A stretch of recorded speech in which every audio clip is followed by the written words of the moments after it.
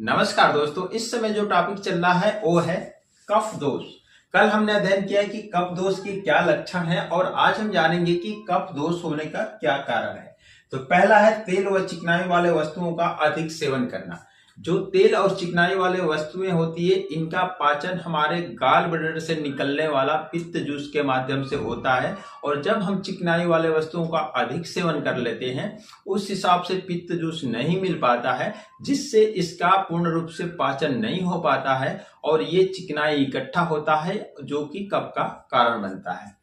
दूसरा है दूध व दूध से बनी मिठाइयों का सेवन करना, ये भी कफ के कारण है। तीसरा है ठंडी व फ्रिज की वस्तुओं का सेवन करना।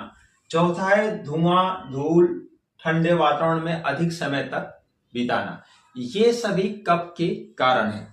तो इससे आगे की जानकारी के लिए अगला वीडियो देखना ना भूलें। सुनने के लिए थैंक यू।